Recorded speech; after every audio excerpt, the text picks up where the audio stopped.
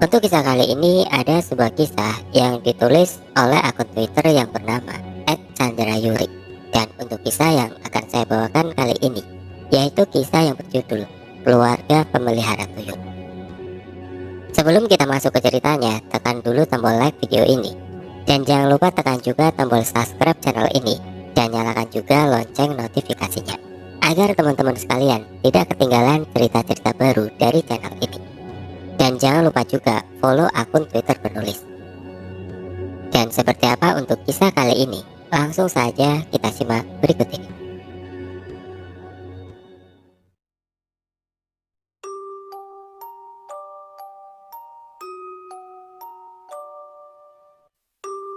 Sebuah kisah pengalaman mistis dari Probolinggo. Kali ini aku akan membawakan kisah yang sempat membuat warga di kampungku resah pada sekitar tahun 2011. Ya, kampungku berada di kota Probolinggo, Jawa Timur. Saat itu aku masih posisi liburan kuliah atau proses pengerjaan skripsi, yang mana lebih banyak waktuku berada di rumah orang tua daripada di kosku di Jember. Singkat cerita, aku di rumah orang tuaku tinggal bersama mama, papa tiri aku, dan adik kandungku. Papa tiriku ini memiliki usaha jual beli mobil bekas, yang notabene agak sering menyimpan uang cash di rumah. Uang cash ini dari hasil penjualan mobil yang diacarakan selepas maghrib, yang mana tidak sempat kita setorkan ke bank hari itu juga. Ya, karena kita tinggal di kota kecil yang mana perputaran uang kartal atau uang cash lebih banyak daripada non fisik atau via transfer rekening. Apalagi saat itu masih sekitaran tahun 2011. Waktu itu seingatku ada pembeli mobil bekas yang deal sekitar pukul 9 malam yang datang ke rumah dengan membawa uang cash 100 sekian puluh juta. Dan karena bank sudah tutup, nantinya uang itu kita simpan di berangkas di kamar mama. Baru keesokan harinya kita setorkan ke bank. Sebelum kita simpan, aku, mama, dan papaku menghitungnya bergantian dan mengecek ulang jumlah uang tersebut. Kondisi uang memang terbendel oleh band dari bank setempat, namun tetap kita buka bendel-bendel itu dan kita hitung ulang. Lalu kita ikat dengan karet per 10 juta untuk yang pecahan 100 ribuan. Setelah semua pas, baru kita simpan di berangkas di dalam lemari di kamar mamaku. Keesokan harinya saat papaku menyetorkan uang itu ke bank, ternyata beberapa bendel ada yang kurang nominalnya. Totalnya kurang 400 ribu atau 4 lembar uang nominal 100 ribuan. Mendapati hal itu, dia mengkonfirm mamaku untuk memberitahu bahwa hitungan di 4 bendel itu kurang masing-masing 1 lembar. Mereka mengira memang kita yang salah hitung, karena semalam kita baru menghitungnya pada saat sudah larut malam. Beberapa hari kemudian, ada sisa uang cash yang di dalam berangkas itu yang jumlahnya berkurang lagi. Kali ini, ada 2 bendel uang yang jumlahnya berkurang. Nominal 100 ribuan 2 lembar. Aku pun dikonfir oleh mamaku. Dengan nada sedikit menuduh karena hanya aku, mama, dan papa yang tahu kombinasi berangkas di kamar mama. Aku menyangga. "Lah, kapan aku yang masuk kamar mama?" ujarku. Keesokan harinya ada lagi bendelan uang yang berkurang 1 lembar dengan nominal yang sama. Sekali lagi aku ditanya oleh mamaku. Aku masih menyangka, karena aku seharian juga keluar rumah baru balik habis maghrib, yang mana mamaku sudah berada di kamarnya sampai keesokan harinya. Merasa ada yang tidak beres, uang kas di berangkas tersebut dikeluarkan semua dan dihitung ulang, lalu di staples setiap 1 juta dan tetap dikaret dalam 1 bendel 10 juta. Jadi dalam 1 bendel terdapat 10 staples. Namun besoknya lagi masih ada uang yang hilang sebesar 200 ribu. Dan ikatan bendel karet serta yang terstaples masih sangat rapi. Setelah kejadian itu, kita bertiga merasa kalau kejadian hilangnya uang cash beberapa kali dalam seminggu itu bukan karena perbuatan kita bertiga. Bukan manusia yang nyuri, tapi ada kemungkinan terdapat uang balen. Uang balen atau uang balik di sini adalah uang yang telah dilakukan ritual tertentu. Jika dibelanjakan, Uang tersebut akan kembali ke tangan pemiliknya yang terkadang membawa uang asli yang diletakkan bersamaan dengan uang balen tersebut. Siang itu karena posisi gabut di rumah, aku memutuskan untuk membeli gorengan dan minuman di warung Mbak Mina yang berada di depan rumahku. Aku memesan beberapa ote-ote goreng dan es, sambil mengobrol dengan si Sipit, anak dari Mbak Mina. Tak lama ada tetanggaku Mbak Ani yang juga ikut ngobrol di warung Mbak Mina itu. Di tengah obrolan ringan itu, si Sipit membuka obrolan kalau Bu RT habis kehilangan uang 2 kali dalam 2 hari yang beruntun. Bu RT curiga bahwa ada tuyul yang masuk ke rumah dia. Setelahnya Mbak Ani menanggapi obrolan Pipit itu dengan mengatakan bahwa 2 hari yang lalu suami Mbak Ani juga telah kehilangan uang 100.000. Loh Pit, suamiku loh juga habis kehilangan duit. Jadi dia kan habis pulang dari trayek Bali Probolinggo. Itu uang bayaran dari majikannya itu hilang 100.000. Dan itu juga 1 lembar di dompet dia. Jadi sisa beberapa lembar uang 50.000 doang, ujar Mbak Ani. Mbak, di rumahku loh juga beberapa hari ini uang mamaku hilang. Tapi gak banyak Mbak, paling banyak 2 lembar 100-an, balasku. Aku curiga itu tuyul Dendra. Lah, ini yang hilang juga sama-sama uang nominal 100.000, kata Mbak Ani. Aku gak curiga tuyul sama sekali sih Mbak. Aku kira ya uang balen. Lah emang itu uang dari penjualan mobil Mbak.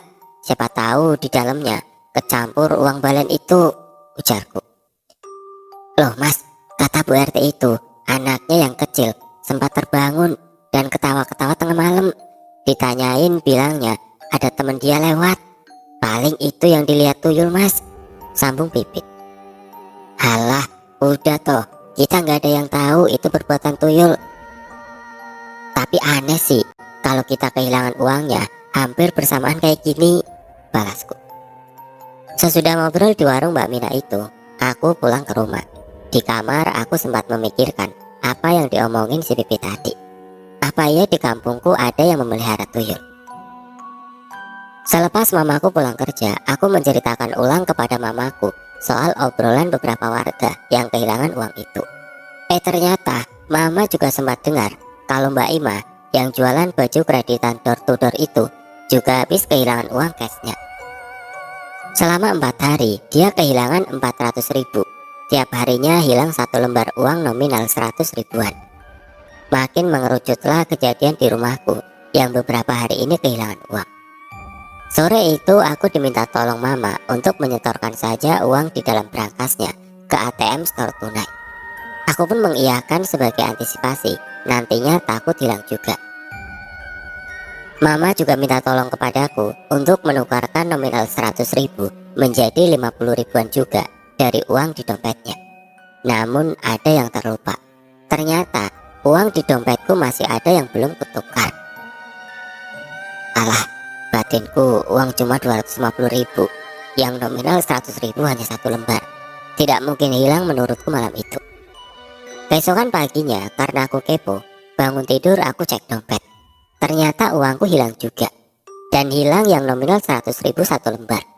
Duh, perasaanku waktu itu kesel dan menyesal juga kenapa kemarin sore aku tidak menukarnya dengan nominal 50.000 saja. Siangnya aku kembali ke warung Mbak Mina. Aku mengobrol dengan Mbak Mina siang itu. Aku bilang kalau semalam uangku hilang. Mbak Mina memberikan saran seperti ini. Dra, coba sih nanti malam pintu depan rumahmu atau pintu kamarmu kamu taburin bedak. Lah, untuk apa Mbak? Balasku. Ya nanti kan kalau ada maling atau tuyul masuk, siapa tahu ada jejaknya, jawabnya sambil sedikit terkekeh. Mbak Mina ini ada-ada saja jawabku. Tidak lama kemudian si Mbak Ani kembali bergabung di warung Mbak Mina. Kita makan gorengan dan ngobrol lumayan lama waktu itu. Dan sejurus kemudian ada tetanggaku yang lewat depan rumahku. Si Mbak Cahya yang lewat dengan menenteng kresek kecil. Dari mana Mbak? Sini loh mampir di warungku, sapa Mbak Mina. Ini dari warung depan pertigaan, habis beli susu kaleng, jawab Mbak Cahya. Mampir sini mbak, ini gorenganku baru matang, ujar Mbak Mina lagi. Ya mbak, aku ambil uang dulu, gak bawa dompet ini. Duitnya wes habis buat beli susu ini. Anakku sehari habis 2 kaleng mbak, kata Mbak Cahaya seraya meninggalkan kami bertiga. Jiwa rumpi si Mbak Mina dan Ani mulai dek. Dia mengibah dengan Mbak Mina. Min, itu si Cahaya kan anaknya yang kecil, belum ada setahun. Masa iya katanya sehari minum susu kental manis sampai habis 2 kaleng sehari? Iya sih, anaknya yang pertama baru umur 5 tahun, ujar Mbak Ani. Lah iya Mbak Ani, Mas yo sombong, kok nggak rasional, balas Mbak Mina. Iya ya Min, mana si Cahaya iku, kurus banget, kering kerontang gitu ya sekarang, ujar Mbak Ani lagi. Oh Mbak Ani, nek kurus banget gitu, mungkin gak keluar asinya, makanya kan dia beliin susu kental manis buat anaknya, jawab Mbak Mina. Aku pun asal menyeletuk. Paling dia punya ingon-ingon tuyul mbak, gak kuat nyusuin, makanya sampai kurus banget gitu. Mana sampai beli 2 kaleng SKM setiap harinya, lanjutku sambil tertawa. Bisa jadi Londra, lah dia kalau jalan salah satu tangannya di belakang, jawab Mbak Ani. Sakit punggung iku mbak, wong kurus ngono kok kakek digarap, celotehku. Wis. Tapi aku curiga emang sama si Cahaya itu. Dia tiap azan maghrib selalu keluar rumah lo, kayak wajib tiap harinya harus keluar pas azan maghrib. Mana rumahnya juga tutupan kan, ujar Mbak Ani. Wes, ojo rasan-rasan mbak, ilang mana duitnya sampean kapok, jawabku sambil tertawa. Aku pun menyudahi obrolan siang itu, seraya membayar beberapa gorengan dan es yang kumakan di warung Mbak Mina. Aku segera pulang setelahnya. Sesampainya di kamar, aku kepikiran dengan obrolan yang di warung tadi. Apa iya si Mbak Cahaya yang punya peliharaan tuyul? Sorenya aku cerita ke Mama soal obrolan tadi siang. Mama baru ingat kalau ibu dari Mbak Cahaya itu dulunya pernah ikut pesugihan. Itu disampaikan yang bersangkutan langsung ke ibu-ibu. Kebetulan teman-teman mencari pesugihannya itu juga tetangga kami, Bu Yati namanya. Bu Yati awalnya menceritakan kalau dirinya dan ibu Mbak Cahaya itu sampai kemana-mana mencari pesugihan. Salah satunya ke Gunung Lamong di Lumajang dan Gunung Kawi di Malang. Namun menurut mereka pesugihan yang mereka lakukan tidak berhasil. Bahkan hutang-hutang mereka bertambah banyak. Namun itu dulu. Sedangkan sekarang rumah induk yang ditempati oleh Mbak Cahaya beserta suami dan ibunya kini sudah bisa dikatakan sangat bagus. Tembok depan rumahnya dipasangi keramik hijau sampai setinggi atap. Untuk bagian dalam rumahnya aku tidak tahu, karena rumahnya jarang terbuka setiap waktu. Kaca jendelanya juga berwarna hitam dan gorden lebih sering menutup. Mbak Cahaya sendiri memiliki 2 motor dan 1 mobil di rumahnya. Dia tidak bekerja, ibunya hanya berjualan kelapa di pasar. Dan suami Mbak Cahaya hanya seorang montir di bengkelnya sendiri. Bengkel motor itu juga tidak pernah terlihat ramai. Ya, kami awalnya sama sekali tidak menaruh curiga terhadapnya. Sore itu aku dan Mama membahas keluarga itu di teras rumahku. Menjelang azan maghrib berkumandang, seketika Mbak Cahaya beserta suaminya berboncengan melewati rumah kami. Mereka mengendarai motor Vario 125. Namun yang aneh, Mbak Cahaya seperti duduk berjauhan dengan suaminya, sedang suaminya duduk di jok dengan posisi agak ke depan. Di antara keduanya ada space kosong yang lumayan luas. Aku memandangnya aneh. Mah, itu loh, Mbak Cahaya kok boncengan jauh-jauhan ya? Jangan ngibain orang kamu, biarin apa sih, jawab Mama. Maksudku, itu bukan ngira mereka berantem loh mah, tapi kayak ngebonceng kosongan gitu di antaranya. Lah, tadi kan mereka nggak bawa kedua anaknya, ujarku. Alah, biarinlah, kok kamu yang kepo sih? Udah, ayo masuk rumah, sholat maghrib, jawab Mama. Aku pun semakin kepo dengan keluarga Mbak Cahaya itu. Aku berencana esok hari mau mengamati dan memastikan lagi kalau Mbak Cahaya dan suaminya memang benar keluar setiap maghrib. Keesokan harinya pun Aku melihat dari jendela ruang tamu rumahku kalau mereka berdua berboncengan dengan posisi jauh-jauhan lagi. Dan juga waktu menjelang azan maghrib berkumandang. Begitupun dengan hari-hari berikutnya. Mereka mengulang terus kegiatan bermotoran di kala surup-surup itu. Setelah beberapa hari kemudian, tepatnya kurang lebih pukul 3:30 pagi sebelum subuh, aku terbangun dari tidurku. Saat itu di luar sedang gerimis. Di depan rumahku ada saluran pembuangan air yang kalau di saat hujan selalu penuh karena pembuangan dari sawah belakang rumah. Tetangga depan rumah sebelah Mbak Mina memelihara mentok atau itik serati.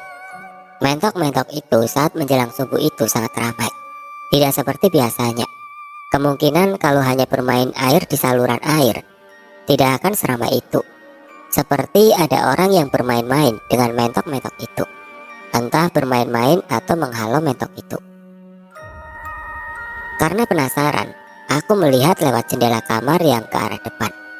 Ternyata benar, ada anak kecil yang lagi bermain-main mengejar mentok itu. Aku tidak merasa ada yang aneh sebelumnya. Mungkin karena aku masih baru bangun saat itu. Namun sejurus kemudian, akalku mulai menangkap sinyal aneh. Anak siapa yang bermain di luar rumah jam segini? Dan aku curiga kalau itu tuyul. Segera aku menuju kamar mamaku, membangunkannya dan mengatakan, "Mah, bangun mah, ada tuyul di halaman depan." Mama dan papa tiriku sontak terbangun, langsung mengikutiku ke ruang tamu. Posisi kamarku memang bersebelahan dengan ruang tamu.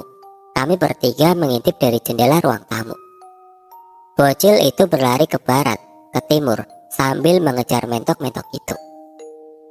Sesekali seketika berbalik arah, aku dapat melihat wajah dari tuyul itu. Kepala itu tidak botak penuh, masih ada rambut di bagian depan. Wajahnya seperti orang dewasa, tingginya tidak pendek-pendek banget. Bola matanya berwarna hitam. Di bawah lingkar matanya juga cenderung gelap. Dan gigi taringnya terlihat lumayan panjang, berbeda dengan manusia pada biasanya. Daun telinganya juga terlihat sedikit meruncing di ujung atasnya. Tuyul itu tidak memakai baju atasan, hanya memakai celana pendek lusuh yang terlihat menggembul. Sepintas terlihat seperti memakai popok pempes anak. Di setiap tuyul itu berlarian, terdengar seperti suara gemercing yang entah dari mana bunyi itu berasal. Rupanya, tuyul itu menyadari kalau kita sedang mengawasinya. Segera dia berlari ke arah lain. Aku dan papaku mencoba mencari jejak kemana arah tuyul itu kabur. Dan kita mendapati ada jejak bekas lumpur yang masih basah di teras rumah mengarah ke pintu masuk rumah itu, yang tidak lain adalah rumah Mbak Cahya. Jejak kaki bekas lumpur itu berukuran lebih kecil daripada ukuran orang dewasa. Dari situ kita langsung menarik kesimpulan kalau memang yang digunjingkan orang-orang kampung itu benar adanya.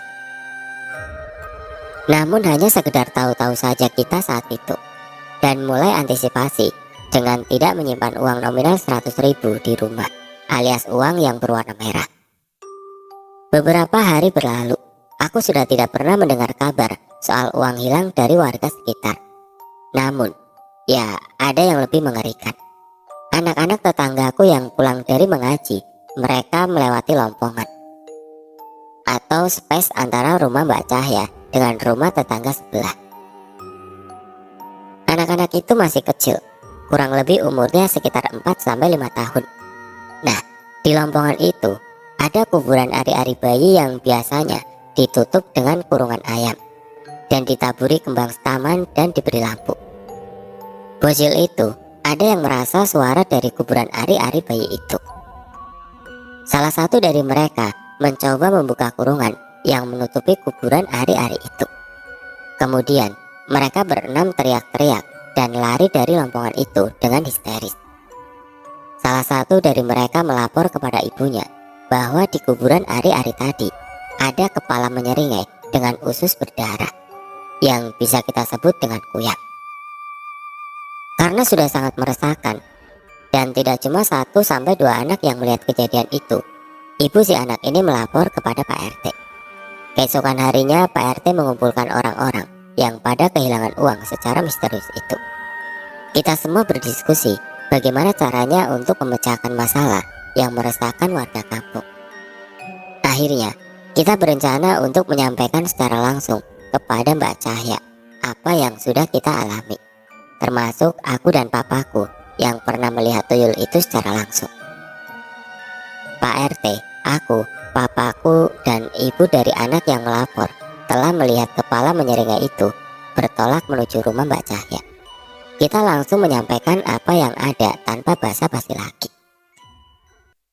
Yang saya ingat, Pak RT memohon agar Mbak Cahya kalau memang akan tetap menjalankan peliharaan tuyul itu, agar tidak beroperasi di daerah sekitar kampungku. Awalnya Mbak Cahya dan suaminya mengelak. Namun setelah kita menjelaskan secara detail apa yang telah kita alami beberapa hari sebelumnya, akhirnya kedua suami istri itu meminta maaf kepada kami dan berjanji akan menghentikan peliharaan mereka. Beberapa bulan kemudian Mbak Cahya telah pindah meninggalkan kampungku. Mereka berdua membeli rumah di perumahan baru di kampung sebelah. Rumah barunya juga terlihat mentereng dengan cat dominan warna merah yang begitu cerah. Dan warga di kampungku juga tidak pernah mengalami kehilangan uang secara misterius lagi.